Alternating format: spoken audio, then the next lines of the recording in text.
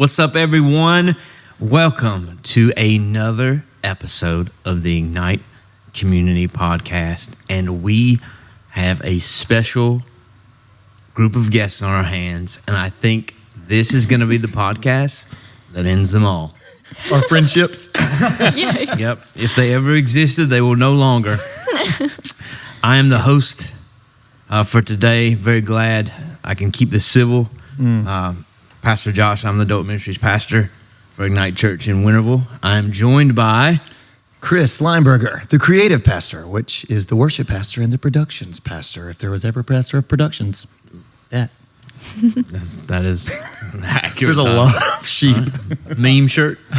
Mason Childers, the equip director, and that's all I'm going to say. Savannah Cohen, the outreach director, reaching the peoples Out there. out there. Thank you. And we are so excited to have you guys on. Today we are talking about the differences between denominations when it comes to the Christian faith and beliefs. So we're going to start it off with some of you guys' experience, because not everyone is going to know you that is watching this. So we'll go around. We'll start with Pastor Chris. What denominations have you been a part of, whether it's been growing up as far as worshiping or even, I know in your case, working? So a lot. I was raised in a Southern Baptist home, and that was my tradition pretty much until I graduated. I did experience, though, a non-denominational church, a charismatic non-denominational church, which they probably were a part of a denomination. That was my first experience with a Pentecostal church. And then when I went to college, though, it all changed. So at one point, I was attending an Assemblies of God church, which has Pentecostal roots. I was working at Everett's Baptist Church, which is Southern Baptist. I was singing regularly at the Episcopalian Church through our choir program that we had at school. And then I ended up doing my internship at the Presbyterian Church. So at one time, I was like in No lots of different loyalty mixes. to any denomination. Only loyalty to A Jesus. melting pot. It was. Oh, I love that. I think it Loyal was to a picture Jesus. of heaven. But that was those have been my experience. And now we are obviously at Ignite, which is affiliated with the SBC, the Southern Baptist Convention, but we do consider ourselves pretty non-denominational or interdenominational, whatever you want to say. Very nice. That's me. Yes, sir. Yeah, so I've visited quite a few different denominations previously, but I've only ever been a part of two. And both of these, funny enough, were actually non-denominational. But it's similar. The first one I was at was similar to Ignite, how we are non-denom, but we're also like affiliated with the SBC. Is the one that I went to, even though it was non-denom, it was also very affiliated with like a Pentecostal background. So without actually being under any specific denomination. But I've visited quite a few others, just never been officially a part of them. Yeah, very similar. I grew up mostly SBC, Southern Baptist, but I also have been a member at an American Baptist church. There's all sorts of different levels of Baptist, and so that was kind of my experience. I've been to a few Methodist churches. I have lots of family that grew up Methodist, and so that was very regular for us to go to those kinds of services as well, but mostly Baptist. Awesome. All right, so we have you, all of your backgrounds that you're bringing into this, experiences. One of the things that I think is important for any discussion is obviously framing the discussion, talking about what we mean by denomination. So I ask you all of this first, like for you, what does it mean? And we'll go around. You can talk out of turn. Whoever feels like talking. What is a denomination? A curse word. Something people avoid. Well, I looked up. In the podcast. I looked up the Google definition just so we could throw it out there, and then I guess everybody can speak on what they want to speak on. But Not the Wikipedia? it's just the Google one. A recognized autonomous branch of the Christian church. So that's what Google says. You all concur with that? Do you? I mean, at least to some extent, for sure. Yeah. I mean, I would say that's wrong. But you could also define it as like a group of Christians who subscribe to a particular creed or certain sets of beliefs that are distinguishable from other creeds and sets of beliefs. Because, Christianity would be bound by very specific creeds as a whole that would qualify as Christian. But when you get into more of the specifics, I think those one denomination will hold to a certain set of beliefs that another won't, or creeds. And I think that's kind of where you see a lot of the separation. It's always been my understanding that it was more of denominations were a branch of Protestantism. But if we're going based on that definition, that would be fairly different. But there's only a few that wouldn't fit into that category. So It reminds me of when you have those forms to fill out where it says, are you Christian, or what is your faith? And it'll be like Catholic, Protestant, Judaism, or other. I used to have people fill out the forms and they would pick other because they were a Baptist. Or Right. And Which is a Protestant. I could be wrong, and so I think I'm open to definitely learning a lot of things on Me this too. podcast today. You've been wrong Yeah. with me. I have been wrong I've at been least wrong once almost or twice. every time before. So.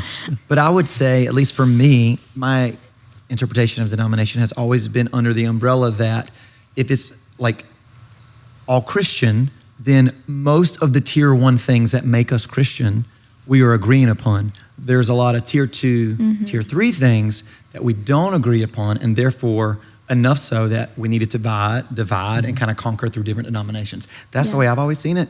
I've always seen that if you do not believe in like some of the tier 1 things, then you are a cult. So the word cult and denomination are very different to me. Yeah. Does that make sense? Yeah. What do y'all think? Yeah, I mean, I totally agree with that. And I think that's kind of what I was saying, and you put it in better words, like the core issues of what makes Christianity, those are what bind Christians together. And then when you start breaking them down into the more tier 2 issues, it's funny because when you divide it up, you could almost have like a higher tier 2 and a lower tier 2. The ones that are just barely qualified. What do you mean by tier 2 issues? So Just tier for 2 people listening. so like if you had tier 1 would be the core beliefs, like essential to Christianity. Tier 2 would be those beliefs that are very important. They can divide denominations, or at least make certain ministry a little more difficult together, because the differences are quite large. The way you approach reading scripture and your views on baptism, and there's all kinds of different issues. And then you've got the tier 3, which is like the completely debatable beliefs that are so much smaller and really don't change anything significant unless you really let it. So I think denominations, while some have split over the tier 3 issues, which is not a good thing, that just means there's unnecessary division. Sometimes it is at least understandable when you get to the tier 2 doctrines, because if people have different convictions, well, you say, this is right, and I say that is right. And at the end of the day, we're each doing the best we can, hopefully. So it at least makes sense. Whether it's a good thing or not is debatable, but it at least makes sense why they're dividing, and while we can all still be under the umbrella of Christianity, because both of these said denominations still affirm all those tier 1 beliefs. So, Yeah. I mean, like the way, very simply put, and like Baptist, they're called Baptist, fully immersing a person is part of their values and the way they baptize. Well, a Methodist, they also will baptize, but it doesn't have to be through fully immersion. And so even that small difference in the way we're going to orchestrate or do baptism, that actually can separate entire bodies. And it has. And so that's a simple example of a tier 2 issue. They both believe in salvation, not through works, but through grace. But the way they actually present and look at baptism is very different. It's good. It's good. Speaking of Baptists, they've always been around, right? Well, John was the first one, John Was the Baptist. Paul a Methodist, a Baptist, a Presbyterian? No, in all seriousness, so He was a Pharisee. tell the people, like, historically, how do we have so many denominations? When did they start? Why? What's your pamphlet say?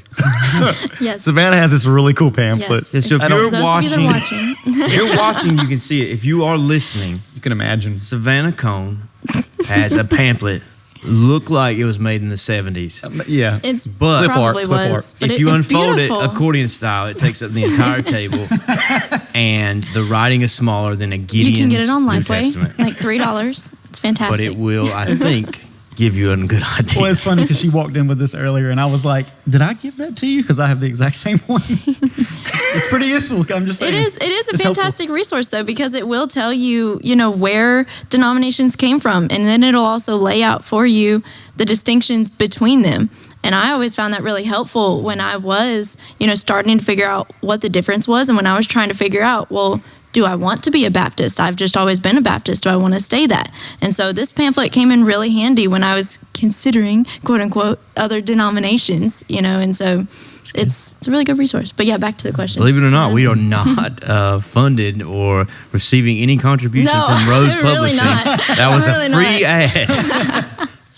You're welcome. What were you about to say, Mason, with the history? I was going to say, you go ahead. No, the only thing I'd say, you're probably going to answer the question more directly, but I would even say that the thought and idea of denominations before they were called denominations, even outside of the Christian church, but maybe even in Jewish tradition, obviously when you read even the New Testament, there were the Pharisees, there were the Sadducees, there were these, they believe in the law, but they interpret the law differently, and some believe in the resurrection, some of them don't believe in the resurrection. So even before the Christian faith and Jesus died and was resurrected started, there were already divisions amongst people that agreed on certain main things. So the idea of denominations is not new, even when they start being introduced, Do which is you obviously remember later. which one believed in the resurrection? I should. Yes, you should. I do, and here's how I know. Taileth. The Pharisees pamphlet. believed in the resurrection, and the other ones didn't because they were sad, you see. That's the Wow. best dad joke I've He ever would. heard. Wow. He would. There you go. Now you know. What were you going to say, though? You actually so- probably can point it more Yeah, so, directly.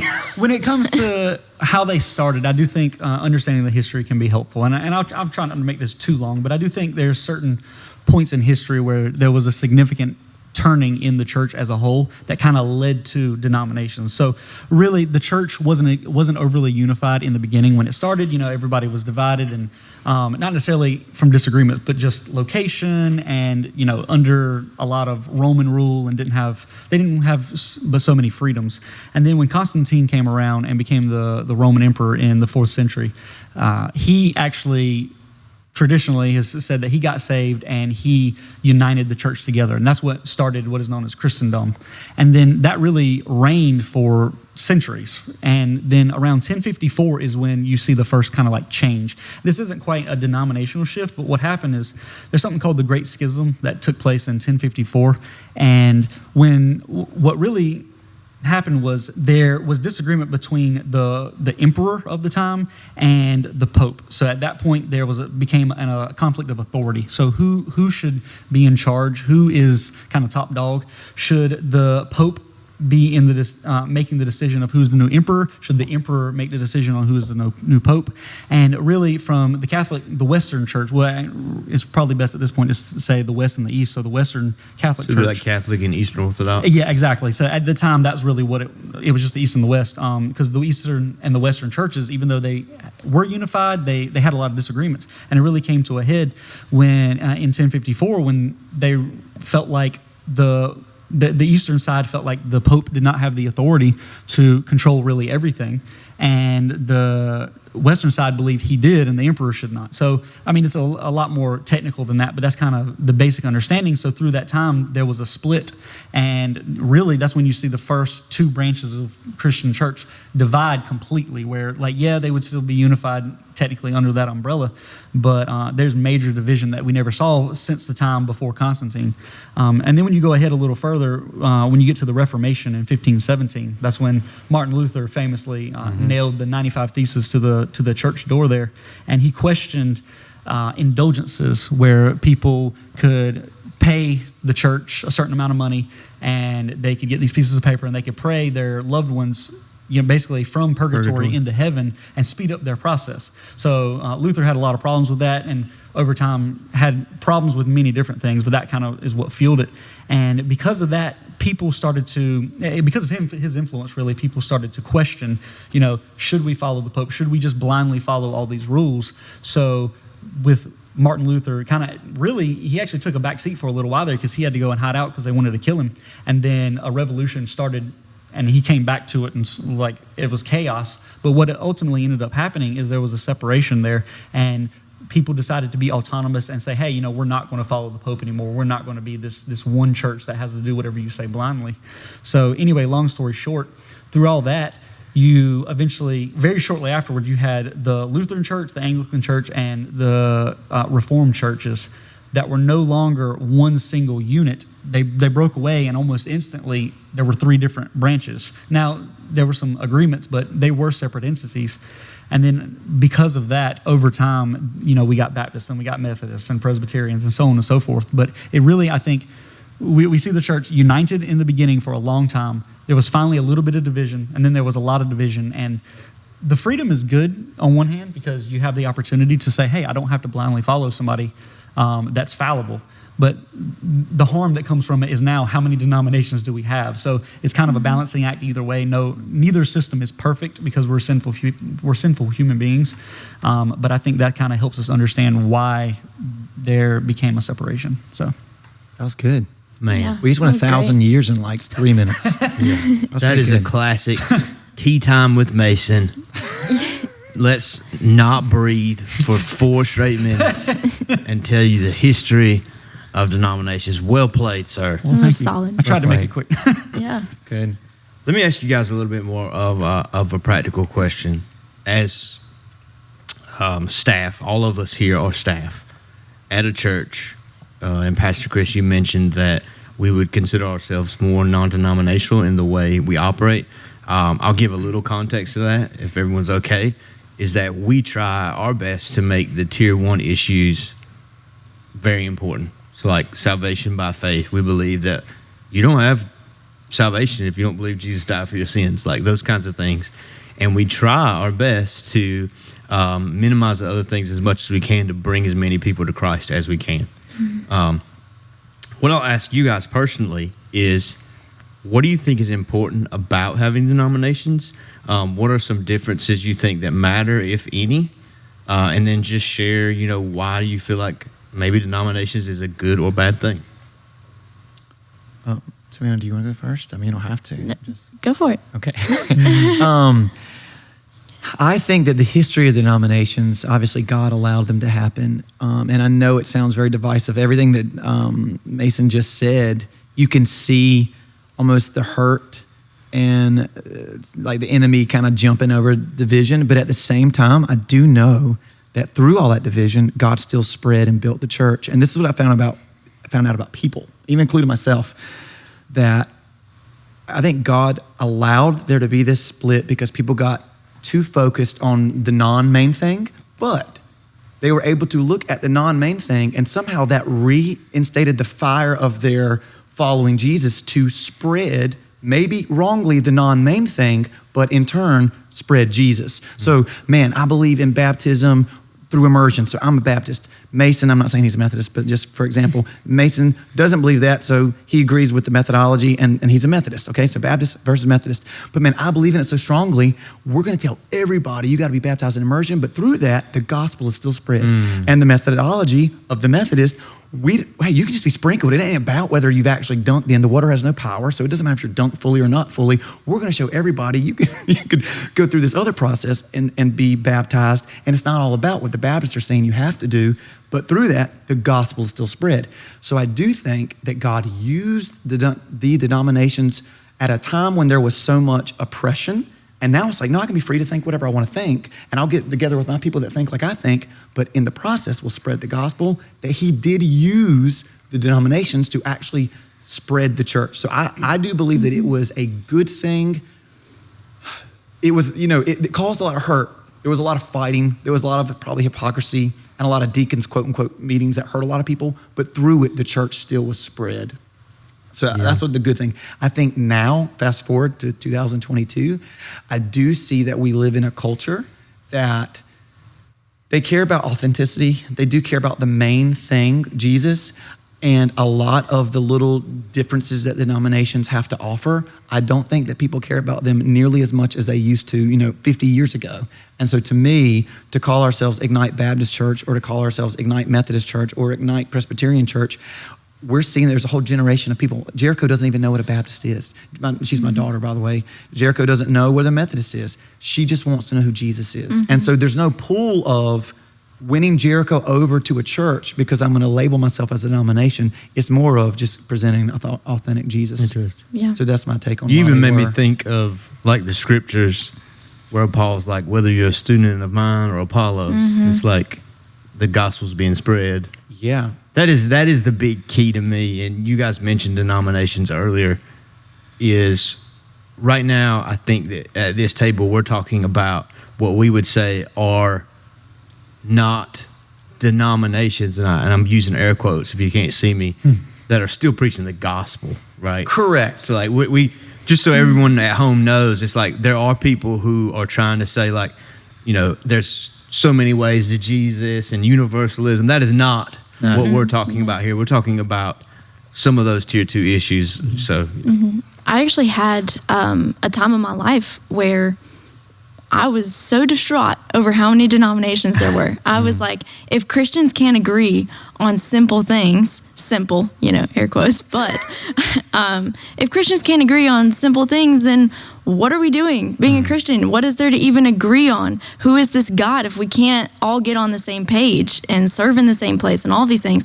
I was asking this question, and it was a pastor at the time of a church that I had been to maybe twice, and I had just felt the Holy Spirit being like, you should go talk to this pastor. And I was like, okay. So I went and met with this pastor in Missouri. And I had asked him, I was like, how are we supposed to get past all of these different divisions? How are you supposed to pick one? How are you supposed to know who God is? Everyone disagrees on everything. That was the conclusion I was coming to. Everyone just disagrees on everything. And he looked at me and he said, you know what, Savannah? There are more things, surprisingly, that we can agree on than we disagree on. Because we spend most of our time talking about what we disagree on rather than what we actually agree on. right. That's good. And I left from that thinking he was a crazy person. I really did. If he's watching, I'm sorry. But I really did, because I could not see past the pamphlet of disagreements, right? I couldn't see past all of the things that, you debate with people about and all of those sorts of things. And then over time, I started to realize, wow, there actually is unity. There's unity in the fact that when someone gives their life to Jesus Christ and starts to walk in that manner, that's fantastic. And let's celebrate. I don't care that you disagree with me on whatever the topic might be. You care that you have reconciled life, with Jesus Christ, our Savior. And so when I started realizing that, I kind of reflected on what that pastor had said, and that is the big main thing. And I know it sounds cliche, is Jesus. We just choose to nitpick everything else apart because we're trying to find answers that ultimately God didn't spell out perfectly clearly in every single situation. Yeah, no, that's great actually. It's really nice to see that unity as well. Even if you kind of look past all our disagreements and find there is so much unity, we just don't often acknowledge it. So that's really encouraging. I will say, though, I do think there are at least 2 things I can think of that are beneficial from having denominations.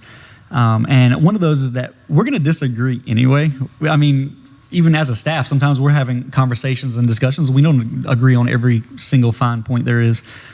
So even if we only had, let's say, 2 or 3 different denominations and everybody just kind of would be a part of that, there would be so many disagreements internally with that, and people would be fighting all the time and arguing over it. They just wouldn't be separated. So I guess the one good thing out of that is that at least they had the freedom to not actively be fighting and saying, hey, us however many, we disagree on this issue with you, we'll stick to baptism like you brought it before, Chris, and if we disagree with it and you guys feel this way and we feel that way, well, at the end of the day, we can go do it separately instead of just arguing about it every single time we go to baptize someone. So sure. I do think, if we're going to disagree anyway, at least now we're not fighting constantly. So I think that's one potential benefit. And then the other is that, think about when we first had denominations, those 3 that I mentioned, Lutheran, Reformed, and Anglican. Well, if it wasn't for more denominations kind of multiplying, then we wouldn't be what we are, because all 3 of those denominations traditionally baptize infants, and we don't. So that's just one example of how it did give us the freedom in a good way to say, hey, we genuinely feel the conviction that is not correct. And we want to be able to practice baptism the way we believe is the most biblical. So we have the freedom to do that, whereas if denominations just didn't happen, we really wouldn't be, and we'd be that's how Martin Luther felt. Like there was no freedom to do anything and believe anything that you weren't told to believe. So I do think there are a few, at least, benefits from it. That's good. That's awesome, man. That's cool. All right, so as a church, and Chris, you have a unique perspective in this. How do you decide, determine which denomination you are? If you're going to found a church, or even for you all, if you are, and you've been there, right? Because you're here now, deciding, can I work for this church? How do you go about it when it comes to denominations? Are there like, hey, I cannot work for this denomination because we don't agree on this? Like, how does that happen? So you can speak a little bit, Pastor Chris, from that perspective of even founding the church. And you guys can talk about, what it's like to work for a church. Yeah, there's a few things that are key. Obviously, me and my brother's Jason Leinberger, lead pastor at Ignite, we were both raised Southern Baptist. And one thing that we love about the Southern Baptist Convention is not only, it's very almost like standard Bible based. There's not a few, other than baptism through immersion, there's not a lot of their core beliefs that are very separating from other denominations or from other people that just agree with the Bible. Does that make sense? So that was one thing. The other thing, it was familiar. The other thing is that with the Southern Baptist Convention, when you plant a church under their affiliation, you are an independent church. And that is very important when deciding to plant a church or be a part of a church that's planting churches. Why? Because when we chose to plant Ignite under the SBC, not only do they really care about impacting lostness, which is a big thing. There's some denominations that impacting losses is not as big of a deal, but SBC is very big. The other thing is that all of the assets that we as an organization have, because we're independent, are our assets. So even though we have accountability through the denomination, even in Greenville, we have an association, and then we have a region, and then we have a state, and then we have the entire country. This church building belongs to the people of Ignite Church. Whereas, and I'm not going to call them out by name in any way, but our friends in the Methodist denomination, right now, their assets, their building, do not belong to the people of that church. It belongs to the denomination as a whole. So therefore, if the people of the church, the Methodist church, if the denomination says we're going to believe in gay marriage and we're going to believe in it's okay, and you can't say no to people that are gay that want to be married. That's a hot topic right now. So let's throw it out there. If the Methodist church says you have to do that, then now it's not an independent church. If they don't do that, the Methodist church can actually close their doors and take away all of their assets. Whereas with Ignite, we have accountability, but they cannot take away our assets. Now, if we do something heretical, then yeah, there could be consequences in that way. But that went into a lot of consideration. A lot of the main churches that people know of today, believe it or not, Elevation Church, Port City Church, these are all North Carolina churches, but when you hear about them, Summit Church in Raleigh, you don't automatically think, oh, that's an SBC church. Elevation, believe it or not, was an SBC church until they decided they became bigger than the SBC. If that makes sense, So the SBC could not help them; they could help the SBC. But as far as when you're planting, to me, that is very important from our perspective because we want to do what God's telling us to do based off of His Word, and at least with the SBC denomination, they give us a lot of independence and freedom to do that as we believe. That's great, man. I mean, I hope I'm not outing myself here, but originally my husband is Pastor Tyler. He's the campus pastor of this location in Greenville. And when he first came on staff and we were starting to have these conversations, I mean, he had always been in a Southern Baptist church. His 12, 13 years of ministry had been spent in Southern Baptist life. And that was my experience as well. And so when we were looking at non-denominational, when we first saw that label, we were like, uh-oh. What does that mean? We need to go look at what they believe. And yeah, it was something new. And so, but that's exactly what we did. And I always tell people, you should never attend a church or start serving in a church or any of those things without going to look at what they believe. Amen. So the first thing I did was I pulled up their website. I'm like, okay, what do we believe? What do they say they believe? And just reading through that, finding out what the doctrines were. And doctrines just meaning, kind of your tenets of faith, the things that you value and find important. And originally when we read through it, I was like, okay, great. I don't disagree with the thing they said. This is great. Okay. And then I dug deeper. Then I found out that it was SBC affiliated. I was like, oh, okay, so I understand that a little bit. I understand what that means, that what the people think. And so and then we decided to go ahead and take that leap out of SBC, and see what that looked like. And honestly, since we've been here, this has been the coolest experience, getting to serve alongside other denominational beliefs and other doctrinal beliefs in a lot of areas, even on staff, with other church members and things like that. And for someone like me who was so discouraged about denominations my entire life, right? It turned into be this really cool, beautiful experience. And I'm a huge advocate at this point, because it really just it does show the beauty, and it does show the unity. And for someone that came from a place where it was just bashed and not accepted, it's been an incredible experience. And I can truly say, that I've taught with people on staff that I disagree with. And honestly, it's one of my favorite things.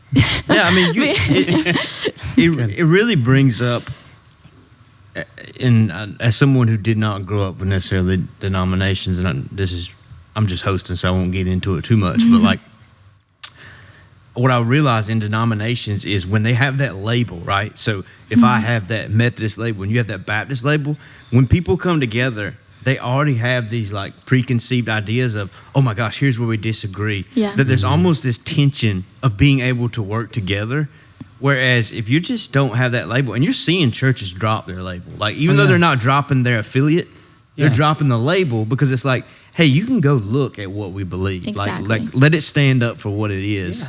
Yeah. And like, let's focus maybe on some of our similarities, and we can talk about our differences. And you mentioned that was a beautiful thing you said, so I appreciate that. Well, and honestly, denominations kind of they do. That label carries whatever you may have been told about it. And that's not always fair. Yeah, that's not always fair to someone that, oh, well, I've always been told Lutherans believe this, but that person doesn't actually believe that. They just went to that church growing up. And so it's not really fair. Yeah. So this is the only church I work for, but I do think there are a handful of things to consider whether working or going to attending, however you want to look at it. I definitely think doctrinal is important, because if you have significant doctrinal differences with a church, it's kind of weird it's not weird to associate with people, but like, how can you join with that body and truly do life and church and everything together if everywhere you look you have significant disagreements? Right. So you can love them and say these are great people, but the differences are just too large for me to be a part of this congregation. But on the other hand, I do think practice is a big importance as well, because we often see places where they have really good beliefs, but then they don't really carry anything out. They're not actually concerned with sharing the gospel. They hit all the great doctrinal points. It's like, man, they've thought this through, but then they're not really doing anything. And it would be difficult to be a part of a church that's not doing anything at all to reach the lost or see people within the church grow more than simply head knowledge and stuff. So I would say, if I had to choose two things, I would say it's your doctrines, but also how you actually live it out. That would influence where I could be affiliated with, I guess. That's good. All right, I need some controversy. I need something to grasp onto. Want controversy? What is? Maybe if it's bad, Pastor Stephen will edit it out. Thank goodness. Let's say my own. What is the best denomination and why? And maybe you can even say which one you disagree with the most. Mine is the best, and if I change, then that will be the best. Is it Masonism? Mason? Yeah, that sounds great. Mason and align with Mason. Yeah, I already, it's the best. I already have what is it, the Masonic Lodge. So there you go. I already got something going for me. Yeah, that's a hard question, because thank you. Yeah, I don't know if there is a best one, the best one. I would say though, it'd be hard for me in any way to have any negative or critical thought towards a denomination if they are discipling people well, and they are reproducing disciples, winning the lost, and it is just evident that the fruit of the Spirit lives within the people, and it's almost like revival's happening. It's like there's an intangible thing that God is doing, and for me, you could label it anything as long as I didn't see a heresy that was happening, and I would say, I don't care if we disagree about baptism. I don't care, because it's obvious God is moving there. I would fold into the one that God is using. Is like, that's the best denomination, because to have a denomination, unless, like I said. What if they believe that? So, for instance, Are you going to give me a heretical? no, I don't know. So, heretical is a loose word, like some people would think. But what if they believe that baptism saves you? So, like, you have to be baptized in order to be saved. See, for me, because I would consider that, like, this is where, and we're not going to talk about any denominations that believe that right now, but for me, I would almost consider that to be a part of the occult. And so that's just me personally. Whereas, like, if you're telling me that grace through faith is not, that's a tier 1 issue, right? To me, you're taking a tier 2 issue, you've made it a tier 1 issue, and that's how cults are formed, because there's a difference of opinion here, but we're not going to go into that. It's good. So if people were, quote unquote, being saved, and I really personally believed it was an occult situation, so there's revival happening in the Mormon church, and people are just getting saved, quote unquote, saved right and left. For me, I would not say that they're actually being saved, they're being misled. And man, they're having a great time doing it. So I wouldn't negate what the enemy is doing through deception, but I would not say it's an act of God. No, that's a great. But if it lines up with the Bible, great. Does that make sense? Yeah, I mean, like, to that nuanced difference between God moving people being saved and people being misleaded, I think is important. that can really happen. I mean, technically, the Lord promised that it would happen. He did. Right. He did promise that it would happen. He did. Same deal. So, Masonism. of course, it's definitely difficult to say, like, which one is the best. And, technically speaking, there may be one, but do any of us know it? Absolutely not. And it'd be wrong for us to think we did, or awkward to think we're not a part of it, 'cause we know that there's one better. There's one better than us, for sure. That's why we're non-denominational. We couldn't commit. Yeah, we just couldn't commit non-denom. Yeah, it's just Baptist with a cool website, right? Yeah. No, but I like to think we know the best denomination, just hasn't been created yet, so we're non-denominational. yeah, let's go with that. But no, I mean, for sure, there are some. Without actually naming any, just to be fair to everyone, I do think there are some that are objectively better than others. I feel like that is a fair statement. Sure. Because there are some, I think, that most denominations as a whole would be unified in saying they've got this very wrong, or they've got that very wrong. That Better in the sense of biblical, or living it out? Absolutely. Well, both. Really. So what he's saying is that he knows he can give you a list of the worst denominations, is what he's saying. Yes. But he's not going to say them, but he can give you a list of the worst ones. Well, I do think there are some So that people definitely... can DM him if they Yeah, absolutely. Go ahead and ones reach to out me. avoid. I mean, I think I feel like most of us could agree, though, that like there are definitely some denominations that are pretty far off, even if we would still like broadly categorize them as under the umbrella of Christianity without being full-blown heretical. I think we could look and say there's some clear problems that most other denominations would also agree with us on, and they're kind of just the guys that are over there believing this kind of weird thing. And then if you have those that believe multiple things like that, there are some problems. And then there are some that are like, man, if you look at them, they seem to be hitting all the right marks as well. So, I'm sure even if there is a best denomination, I'm sure there's at least several that are like doing it really well, some that aren't doing well at all. So let me press you even further. Most are in the middle. Let me press you even further. Okay. Are there any denominational issues that you would say it's like, if someone I love believed in them, that I need to convince them otherwise?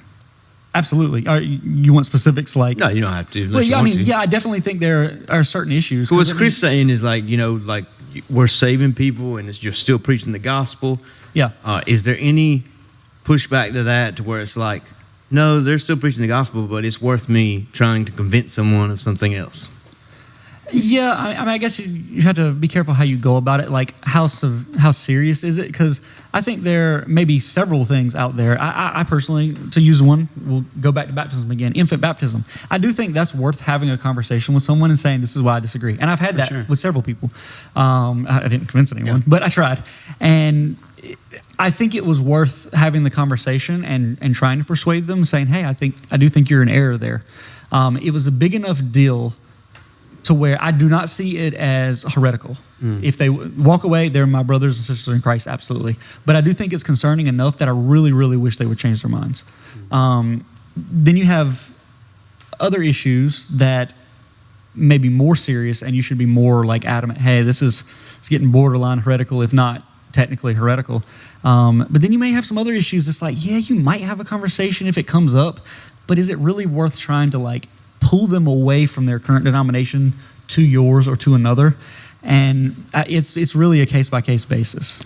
I always really like to honestly ask people in other denominations questions, especially if it's someone that I really care about and I know that they have made the conscious decision to either switch denominations or, you know, maybe it's something they've always grown up in. I just like to ask questions because a lot of times what happens is when you're asking them, because we're talking about, you know, the best denominations, well, often people can't really articulate what their own denomination is. And unfortunately, that means that they don't know what they believe. So they shouldn't be, you know, accused of believing something that they don't actually believe or haven't looked into But didn't yet. they read their pamphlet? I know. If only they had an awesome pamphlet. We're going to have to put this pamphlet on so everybody On the can see website, this. Absolutely. yes. Yeah. People are going to be like, what is it? Be the cover of the podcast for the week. But yeah, just understanding where they're coming from. Even just recently, there was someone that had made this decision that they believed that by switching their denomination, by changing denominations, it was best for them personally. They weren't trying to convince anybody else that it was better for everybody else. It was better for them and their situation because of what they believed in XYZ. Didn't make sense to me, that's fine. And they weren't trying to convince me. I just wanted to understand. And they were more than happy to explain. And so that's kind of that thing. It's an awkward understanding of trying to be like, oh, well, we all worship the same Jesus, but how can one version of the Bible be better for you than it is for another one? And a lot of times I've honestly noticed that with denominations, it can kind of be personalities. And like when it comes to traditions, you know, some people prefer the more liturgical, you know, things like that instead of, you know, more freestyle worship. And then there's all these things in between. And sometimes, like you've been mentioning, Mason, it might just be better for you to worship in a place where you don't have to disagree to the person right next to you, and you can be okay with that. Yeah, I would never like try to persuade somebody if they like the a more traditional style that they should come to Ignite because we're upbeat. Like if they don't like that, then Then they're not going to worship. Yeah. And I mean, if I don't have any genuine like hang up with their beliefs or their practices, then if it's just a matter of style, like that is completely their decision whatsoever. Now, if they're looking for another style and I say, hey, compared to where you're going to, this is a very different style, you could try it out. I mean, I'm not opposed to inviting someone, but I would never like push that on them. I'm much more concerned with like beliefs and practices than I am simply like Preferences. Your preference. Yeah, exactly. That's a great Preferences, difference. yeah. And that's the only thing I know we're about to close here. But, you know, the best denomination, like to me, one of the places like to be in a non-denominational situation like we're in, even though we're affiliated with one, we consider ourselves non-denominational. I do believe it is the best picture of heaven, honestly, because we are unified around Jesus. But if you come to our church, on any row that you sit on, you could be beside a Pentecostal. You yourself could be a Methodist, and the person to your left could be completely lost and was invited by a friend and has never experienced Jesus before. And you're all singing the same songs. Some people may be speaking in a different language. Some people may not be singing at all. Other people may have their hands folded, but they're in a very reverent position, and this is the way they were raised to worship. But all can be connected to Jesus, and that's what I love about what we do. But it does take eyes to see that Jesus is the main thing, because if you're looking for people that are all hand raisers, Ignite's not going to be your place, because not everybody, we're trying to reach people that are not hand raisers. If you want to be around people that are just, you know, hand folders and they all look mad, and I'm not saying that's a bad thing, but I grew up in a church, that's kind of what people look like. Well, Ignite's not going to be your place, because there are going to be some people that are going to be singing really loud and raising their hands. Yeah. So I think what we do in other churches that are more non-denominational, it is more an accurate picture of what heaven's going to be like.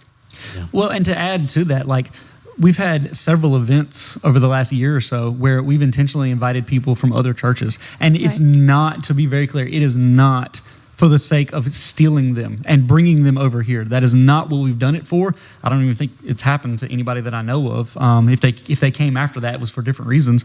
But like the goal was to say, hey, let's start breaking down some of these walls of divisions. Yes, there are some good aspects of denominations, but there's some very clear problems as well. There's a lot of disunity when there should be unity. And whenever we are just to say, hey, let's celebrate together, let's have a conference together, let's do some type of big event together, whatever it may be. Let's start breaking down those walls and actually seek some unity like we're supposed to. And I mean, so far from what I've seen, it's been a great thing. And all of a sudden it's like, it's okay if the Methodist Church down the road, or the Assemblies of God Church, or whatever it may be, joins us, and we hang out, we have a good time, we do life together, and then we go back and we worship at our own church. And I mean, people have come here, I would go there, and I think that's a really great way. If we continue on that path, and more churches kind of do that, and there are others that do, then we will start to see the body more unified, like it's supposed to be. And I think that's a big win. That's awesome. Yeah. I love what you said about asking questions. Like, I think oftentimes we do better of just finding out what a person or people believe. Because I've realized that some people choose a denomination because it most aligns with what they believe from reading the scripture.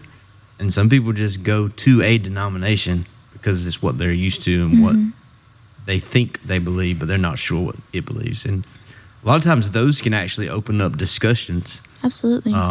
For people to start exploring even their own faith, which I think is a really useful thing. So, we've all concluded we believe denominations can be good and sometimes bad, but we are all living in an imperfect world, trying to, I love it, I can't remember who says, I think it's David Platt. He said, my theology's wrong somewhere, I just don't know where yet. Like we would be arrogant to think that we have every single thing right, or any denomination has every single thing right. But as long as we recognize that Jesus is our Savior and He died and paid a penalty for our sins, and like we're working towards that goal, worshiping together, I think it can be a really beautiful thing. So I appreciate all of your time. Really great podcast, really great insight. Absolutely. Thank you. All right. And thank you for watching, listening, downloading. Right now, you know the deal. I've said it many times now. Pastor Stephen said it many times. Go, subscribe, share, rate us. Only if you like us. If you don't like us, don't waste your time to rate us. But if you're going to give us 5 stars, rate us. But also comment, because these help and we read them. And they're super kind. So appreciate that. Unless they're not. Someone's going to do a mean one now. If you have any questions, thoughts, comments about this particular podcast, you can comment below online, or you can email us at podcast@ignitechurch.com. If there is a certain episode we have not done, a topic that we have not done that you would love for us to do in the future, let us know. We're always looking for great ideas. Again, that is podcast@ignitechurch.com. Thank you all for joining us, and we'll see you next time. Peace out. Take care.